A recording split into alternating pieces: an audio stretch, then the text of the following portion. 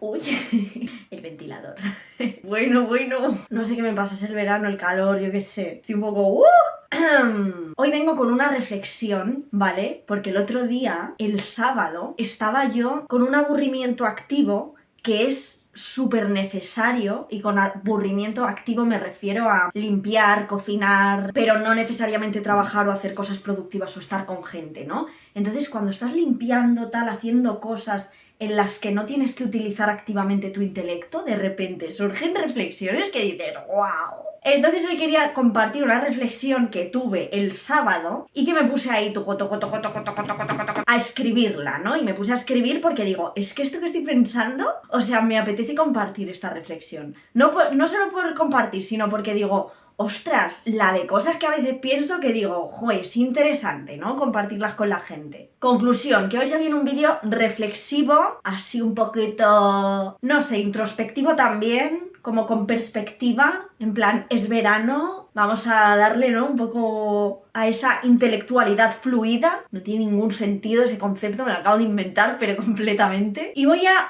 compartir un poco esa reflexión, a ver qué opináis, ¿no? Pero estoy yo como muy en plan, modo punto de inflexión mental con respecto a esto de las altas capacidades y a entender el mundo y a entender a las personas. No sé, pues bueno. El caso es que estaba yo ahí tumbada en la cama con mis casquitos y revisando mi feed de Instagram. En plan narcisista, ella mirándose a sí misma. Entonces me metí en un reel de la entrevista con Maribel Rodríguez, que te la dejo en la descripción porque es maravillosa. Me estoy leyendo su libro y es espectacular. O sea, espectacular. O sea, ¿sabes qué te digo, no? Pues bueno, el caso es que vi un reel en el que Maribel comentaba esta tendencia a pensar, bueno, como soy altamente sensible o me identifico con la alta sensibilidad, por ende y como consecuencia me identifico con la alta capacidad intelectual y por lo tanto, como soy altamente sensible, tengo altas capacidades. Y ella decía que son constructos diferentes, son realidades distintas que no deben entremezclarse aunque tengan relación la una con la otra. Bueno, de esto ya habló en la entrevista de Mentes Caóticas. El caso es que yo empecé a pensar, claro, ¿qué es lo que determina las altas capacidades? Porque el otro día también estuve escuchando un podcast en el que salía Roberto Colom, que ha sacado un nuevo libro hablando sobre inteligencia, que ahí es a lo que voy, esa es la reflexión que yo tuve, que tampoco es que sea nada nuevo, ¿no? Ahora mismo es como que estoy pensando, bueno, esto es un vídeo para soltar un poco mi pensamiento, pero igual no es para tanto la reflexión y no le importa a nadie, pero bueno, seguramente que sí te importe, porque si lo estás viendo, claro, si no, no. ¿Qué es lo que determina las altas capacidades? ¿De qué hablamos o de qué tenemos que hablar cuando hablamos de alta capacidad intelectual? Cuando yo entré en este mundillo, ya lo mencioné en uno de los vídeos que tengo, que es creo que el más visto del canal, no estoy segura ahora mismo, de 4 cosas que me hicieron sentirme identificada con las altas capacidades como adulta, y ninguna de ellas es la inteligencia. Absorbí, ¿no? Es ese momento de absorber información, que es justamente ese momento en el que muchos llegáis a mi canal, y de empezar a quedarte, ¿no? Con todas esas cosas que recibes de qué son las altas capacidades, qué sienten esas personas, qué características tienen, qué señales hay, todo eso. Entonces yo siento, o sea, ahora viéndolo con perspectiva, que en ese momento me quedé en lo más anecdótico, en lo más superficial. Porque ¿cómo puede ser que no pensemos en la inteligencia cuando pensamos en altas capacidades? Y no digo que no lo pensara en ese momento, ¿no? Porque en el fondo, pues bueno, siempre está esta cosa de siento que soy más inteligente, pero al mismo tiempo siento que soy más tonta para otras cosas, no lo entiendo. Y por otra parte sí que me parece muy interesante hablar de todos esos rasgos que tienen que ver con las características de la personalidad o con pequeños matices, ¿no? Que conforman tu personalidad, no por tener altas capacidades, sino como quizá una peculiaridad que suma un poco al entender que esa inteligencia también impregna otras áreas. Pero en fin, que es normal que cuando llegas absorbas, ¿no? Toda esa información y nos quedemos más en esa parte más anecdótica de las características de las personas con altas capacidades. Me siento así porque tengo altas capacidades, soy introvertida porque tengo altas capacidades, ¿no? Un poco todo eso. Y creo que al principio, cuando lo vives y lo absorbes de esa manera, cuando llegas a ello en la etapa adulta, ¿no? Es como todo en tu vida, todo lo que te ha pasado en tu vida se explica por eso de repente, ¿no? Y de alguna forma también sentimos, o me pasó a mí, de esto he hablado cuando he hablado del duelo un montón de veces, que empiezas a culpar al sistema educativo, a tus profesores, a tus padres, ¿no? Pero sobre todo en el tema sistema educativo, para aquellos pues que no hemos tenido el éxito académico que no hemos sido eminencias en ningún campo y que éramos pues bueno, académicamente normalillos. Mi 6,3 de media en bachillerato, ¿me explico? Pues eso. Entonces ahí yo siento que entré como en un bucle de culpa hacia el sistema, no sé qué, porque claro, yo tenía una capacidad y un potencial y no se me ha dado lo que necesitaba y entonces no he llegado por eso, o por el contexto que he tenido en casa que no haya sido favorable o lo que sea. Pero luego recuerdo una pregunta que me hizo hace tiempo mi novio, que me preguntó: ¿y por qué no se evalúan las capacidades de todos los alumnos en vez de solamente las capacidades de los alumnos con altas capacidades? Y yo le dije, pues es que tienes razón, me refiero, porque luego ya en estas alturas yo ahora mismo estoy en un modo, lo adelanto, de solo sé que no sé nada. Estoy como cuestionándome absolutamente todo. Y me pregunto, ¿acaso tengo yo más derecho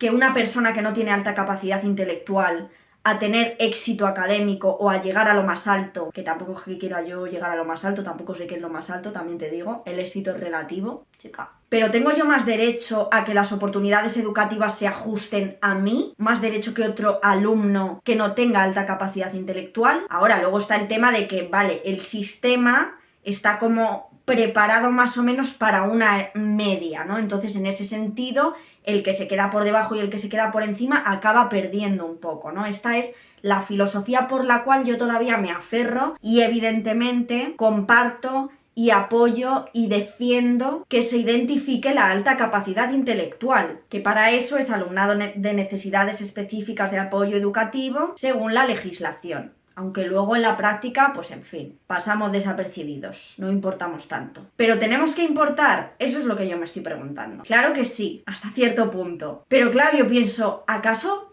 quién dice que yo tenga más derecho al éxito? ¿No es eso egocéntrico? Todo esto yo en mi cabeza, ahí tirada en la cama mirando el móvil, o sea, toco. Entonces yo como que me lo seguí cuestionando, ¿no? Y entonces pensé, ¿qué es lo que hace exactamente que yo tenga alta capacidad intelectual? ¿Qué significa eso? En general y para mí, ¿qué es exactamente? ¿Dónde está la clave que diferencia, ¿no?, a una persona con alta capacidad intelectual, que la hace no más especial que nadie, pero sí desde un punto de vista inclusivo, entender esa diferencia como algo pues que hay que atender pues de manera diferenciada, valga la redundancia? Porque bueno, lo que está claro es que una de las cosas que más han dificultado la identificación dentro del sistema educativo de la alta capacidad intelectual son los estereotipos del superdotado, que son estereotipos que no son ni han sido jamás en la vida reales, que no estamos hablando de un erudito matemático que tiene problemas sociales. Todo lo contrario. Lo más normal es que una persona con alta capacidad intelectual esté socialmente integrada. Ahora, lo que no quita que tengas ciertos problemas y lo que no quita que evidentemente haya experiencias personales de todo lo contrario, lo cual me genera muchísima confusión. No sé, yo sigo aquí dándole vueltas. Por otra parte, hay una cosa que me da muchísima rabia cuando se habla de alta capacidad intelectual, y es cuando se dice aquello de la inteligencia no es lo único importante, las emociones también son importantes. ¿Y cuál es la diferencia? ¿Acaso la inteligencia no incluye la gestión de las emociones, el procesamiento de las emociones, los sentimientos, lo que hacemos con ellos? Hablar de inteligencia también es hablar de emociones. No está eso separado. Entonces, claro, ahí empecé a pensar, si es que lo importante cuando hablamos de alta capacidad intelectual es, primero, definir qué es la inteligencia, de qué estamos hablando cuando hablamos de inteligencia, qué aspectos incluye, qué realidades abarca, ¿no? ¿Qué es la inteligencia humana? Está en ese libro de ahí, en este, mira, aquí habla de inteligencia. Animales versus ser humano. O sea, yo creo que antes que preguntarse qué hace a las personas con altas capacidades más inteligentes, es preguntarse ¿qué hace al ser humano inteligente? ¿Qué es la inteligencia? ¿Qué entendemos por inteligencia? Y luego ya nos preguntamos otras cosas, ¿no? Pero creo que sin entender esa base, el qué es la inteligencia, cómo se ha entendido a lo largo de la historia, de qué manera se refleja en la conducta, no podemos hablar de altas capacidades. Y una de las cosas más importantes para mí es precisamente esto que he dicho. O sea, cuando se habla, por ejemplo, en términos de talento, de los diferentes tipos de talento, pues también tenemos el talento social, por ejemplo, que es algo que no se tiene en cuenta, ¿no? Esas habilidades sociales, esa empatía, ese tal, eso también es inteligencia. O más bien un área de desempeño, ¿no?, de esa inteligencia. De ahí la importancia, ¿no?, de definir qué es exactamente inteligencia, qué consideramos que es un talento, ¿no? Un desempeño más extraordinario, ¿no? Por así decirlo, que se aleja un poco de lo general. No sé, es que es complicado. Si entendemos que la inteligencia tiene que ver con el procesamiento de la información que a su vez nos llega porque tenemos unas áreas de percepción que nos permiten percibir los estímulos de fuera, procesar toda esa información, es un mix entre percepción, procesamiento de la información, el uso de la misma para enfrentarnos al mundo, para adaptarnos, para resolver problemas, pero no problemas matemáticos, sino tomar decisiones de la vida diaria. Esto incluye todo tipo de información, incluidas las emociones. Por eso me molesta tanto cuando se separa, ¿no? Como si fueran dos cosas diferentes. No, es que, claro, mucha alta capacidad, pero ¿y las emociones? Que sí, hombre, que sí, que están ahí también, no se han pesado. Es que viene esto, está todo aquí, ¿lo entiendes? O sea, aunque haya áreas localizadas, especializadas en los estímulos emocionales, digamos en la respuesta emocional, el procesamiento de la información emocional, de las emociones, de lo que hacemos con ellas, está todo, ¿no? Por aquí, ¿no? Porque razón y emoción están en todas las personas, o sea, incluidas las personas con altas capacidades. Por eso hay que entender también esa implicación. Pero creo que lo de separarlo como si fueran cosas distintas es un problema, porque no nos permite abordar bien, ¿no? Porque parece que lo separamos en plan, no, los alumnos con altas capacidades son muy inteligentes y además también las emociones son así. No, además no, es lo mismo, ¿no? O sea, ¿cómo lo relacionamos? ¿Cómo hablamos de ello para que no parezca una dicotomía? ¿Se me entiende? Digo poco, pero se me entiende. Me encanta esa frase, en realidad estoy diciendo mucho, pero... O sea, los únicos que no tendrían esta diferenciación, ¿no? De soy razón o soy emoción, serían, yo creo, las personas psicópatas, que tienen esa razón, ese intelecto, pero no hay emoción. Psicópatas. El resto está todo mezclado. Todo mezclado. Y todo esto para tratar de explicar la alta capacidad intelectual. ¿Qué me sugiere a mí? ¿Dónde creo que está el error? No lo sé. Creo que el error es simplificar en exceso. Y es a lo que se tiende, ya os digo, yo me doy cuenta de que cuando yo llegué a este mundo, pensaba que lo sabía todo y no tenía ni idea de nada. Ahora estoy en ese momento. El efecto Dunning-Kruger, ¿sabéis lo que es? Pues bueno, me estoy dando cuenta de lo poco que sabía cuando yo hace 2 años abrí este canal de YouTube. O sea, yo creo que yo ahora vería vídeos míos y diría, pero esta pava, ¿qué está diciendo? Y no pasa nada, es maravilloso porque eso es un ejemplo de cómo pues evolucionan las personas, los razonamientos y las opiniones y las ideas. Es que, ¿cómo es? La mente humana es fascinante. Yo este verano me matriculo en psicología, sí lo digo. Porque es que lo necesito, de verdad. O sea, es que lo necesito. Necesito entender la cabeza, la mente humana, las personas, todo. En fin, que yo creo que a veces también nos empeñamos en hablar de la inteligencia emocional. Tengo que hacer un vídeo sobre esto. Y de las inteligencias múltiples también. Nos empeñamos en hablar de inteligencia emocional como si fuera algo como súper distinto a lo que es la inteligencia en general, como si fuese algo aislado y estuviera separado, pero es que somos uno, o sea, como seres humanos somos una cosa, o sea, no, ¿sabes? Y de hecho creo que el separarlo, como pasa separando, ¿no?, diferentes habilidades y tal, es una forma de simplificar que está bien para ser didácticos al explicar algunas cosas y también para entender, hay que categorizar, etcétera. Pero creo que estaría bien como poder transmitir las cosas desde la facilidad de entendimiento que permite el simplificar, pero sin olvidar lo compleja que es una realidad. Y por otra parte, está el tema del cociente intelectual, que también de eso estuve pensando, ¿no? Porque he hablado con mucha gente últimamente que ha tenido dificultades en las pruebas, no ha tenido ese CI, no tiene ese respaldo y validación psicométrica, por así decirlo, pero sí tiene el respaldo de especialistas psicólogos que han interpretado, ¿no?, los resultados de sus valoraciones y han determinado que efectivamente están ante una persona con alta capacidad intelectual, aunque los resultados de las pruebas psicométricas por factores ansiógenos, que son normales en adultos, como ya comenté en el vídeo anterior, pues no hayan llegado a ratificarse con ese resultado cuantificable numérico. Pero sí es cierto pues que existen muchísimos estudios a lo largo de la historia sobre las personas con un elevado CI, entendiendo que si hay un CI muy elevado estamos hablando de una persona con alta capacidad intelectual, claramente, aunque luego haya personas, ¿no?, que nos cueste identificarlas a través de esa cuantificación, por así decirlo. Pero al estudiar a esas personas es cuando se han visto esas esas diferencias, ¿no? Con la población general. Y esto es lo importante que nos dice que existe esa diferencia, que existen esos matices y nos ayudan a entender qué significan, cómo luego a nivel social constituyen una realidad. Me explico. Entendemos que estas personas con alta capacidad intelectual, pues bueno, tienen un procesamiento de la información más rápido, hay mayor número de interconexiones entre diferentes áreas, se ha encontrado también que hay mayor cantidad de sustancia blanca, que es la que facilita que haya un mayor número de conexiones neuronales y bueno, por tanto, por lo general podría decirse que procesan más información a mayor velocidad, hay un aprendizaje más rápido, etc.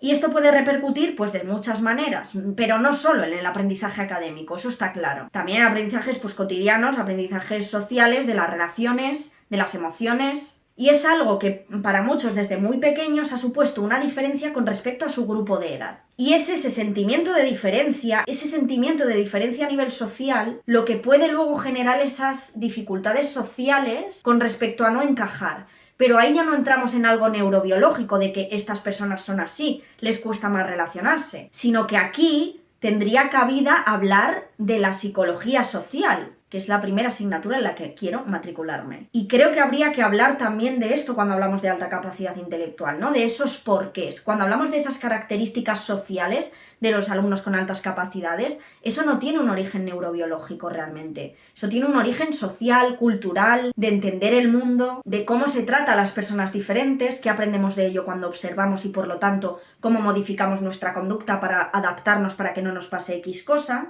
O al mismo tiempo cómo funciona el grupo, ¿no? A la hora quizá de rechazar a un sujeto, qué repercusiones tiene eso para una persona que es diferente, qué diferencias concretas en una persona pueden generar este rechazo en el grupo, por qué. Todas esas cosas también son importantes. Y todo esto, evidentemente, luego afecta a nuestras emociones. Tanto la percepción de la propia diferencia, aunque no sea percibida realmente por el resto, en cuanto a cómo te hace modificar tu conducta, como, evidentemente, las consecuencias de un rechazo y de un aislamiento social. Vamos a empezar con las conclusiones ya porque me estoy enredando. ¿Cuáles son las claves para mí de lo que hay que hablar? Primero, ¿qué nos diferencia de los animales como especie humana? ¿Qué es la inteligencia humana en general? Luego, ¿por qué hay seres humanos que son más inteligentes? ¿Qué les caracteriza? Entendiendo esa variable inteligencia, primero, dentro del ser humano, ¿por qué hay seres humanos que son más inteligentes, ¿no? Y los hay que menos. ¿Qué características tienen cada uno? ¿Qué repercusiones tiene eso? ¿Cómo es el cerebro de esas personas más inteligentes? Que yo creo que es algo fundamental. ¿Cuáles son las diferencias? ¿Y qué diferencias hay con la población general? Y después entender qué papel juega la sociedad. Esa psicología social, como digo. ¿Cómo analizamos el comportamiento humano desde aquí? ¿Cómo actuamos en grupo? Tanto por parte del que rechaza o del que fomenta el rechazo, como del que lo vive o del que lo observa y actúa para no sufrir ese rechazo. ¿Cómo actuamos con el diferente? ¿Qué conductas toman las personas que se sienten rechazadas y por qué? Y luego sí, abordar desde un punto de vista educativo el cómo aprendemos, los aprendizajes pues más académicos, el conocimiento,